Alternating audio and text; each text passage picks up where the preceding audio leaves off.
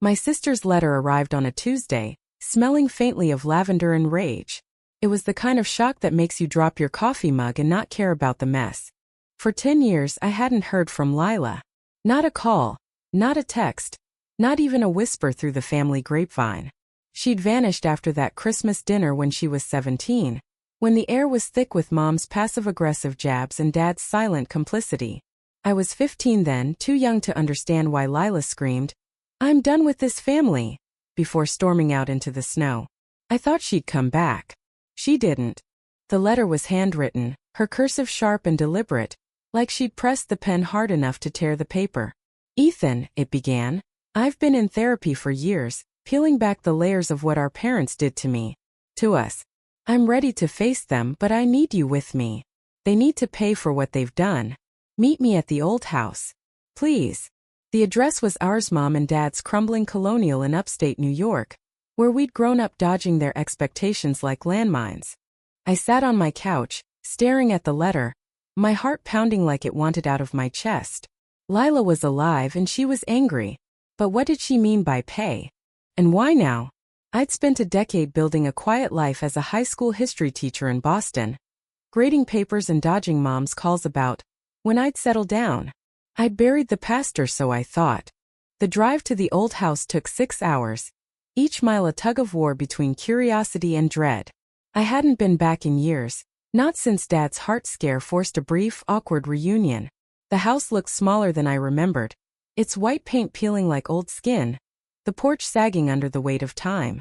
Lila was waiting on the steps, her dark hair shorter now, her eyes sharper. She stood when she saw me, her smile fragile but real. "Ethan," she said, voice cracking. "You came." I hugged her, and it felt like hugging a ghost, familiar but distant. "What's going on, Lila? What do you mean, make them pay?" She pulled back, her gaze hardening. "They broke me, Ethan. Years of therapy, and I'm still picking up the pieces. They need to face what they did." We sat on the porch, the November wind biting through my jacket. Lila told me her story, and it was like hearing a nightmare I'd only half remembered. Our parents, she said, had been worse to her than I'd known. Mom's constant criticism, calling Lila useless or dramatic, whenever she showed emotion, had chipped away at her until she felt like nothing. Dad, always silent, let it happen, his indifference a different kind of cruelty. But there was more. Lila said Mom had blamed her for things she didn't do, broken dishes, missing money, punishing her with weeks of silence or locked doors. Once, when Lila was 12, Mom had locked her in the basement for a day over a spilled glass of juice. "I thought I deserved it," Lila said, her voice barely above a whisper. "Therapy showed me I didn't. But they never apologized. They never even acknowledged it." I felt sick. I'd seen Mom's temper, felt her coldness, but I was the good kid, the one who stayed quiet and got decent grades. I hadn't been locked in basements. I hadn't been Lila's kind of target. "Why didn't you tell me?" I asked. "You were a kid too," she said. And I was ashamed. The front door creaked open and there was Mom, her hair grayer but her posture still rigid, like she was bracing for a fight. "Ethan?" "Lila." Her voice was cautious, like she was testing the air for danger. Dad stood behind her, his eyes darting between us. Lila stood, her hands clenched. "We need to talk." Inside, the living room smelled of dust and old coffee. The same faded couch sat under the same crooked family portrait as smiling, years ago, before everything cracked. Lila didn't sit. She paced, her words spilling out like a dam breaking. "Do you remember the basement, Mom?" She started, her voice steady but sharp. "Or when you told me I'd never amount to anything? Or when you let Dad sit there while you tore me apart?" Mom's face went pale.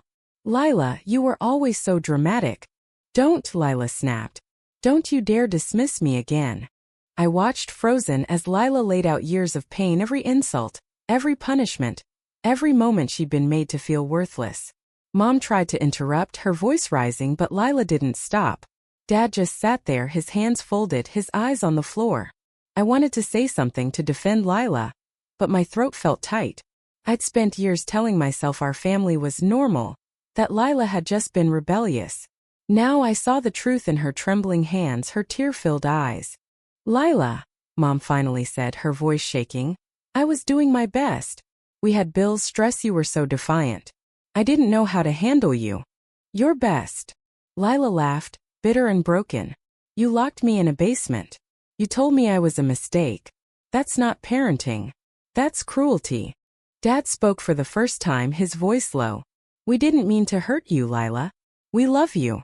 Then why didn't you stop her? Lila shot back. You saw everything and did nothing. I couldn't stay silent anymore.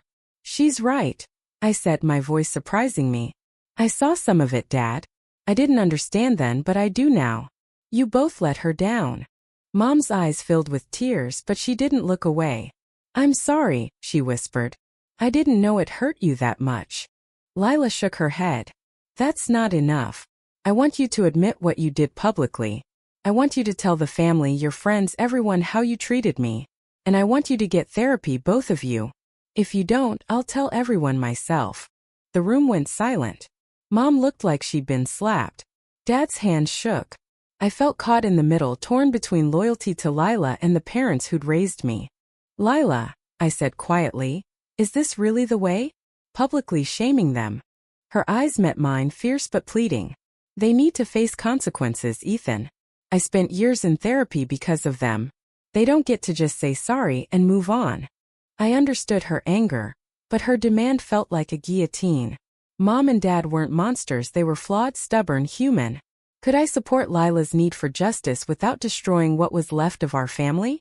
Over the next week, we talked long, brutal conversations that left us all raw.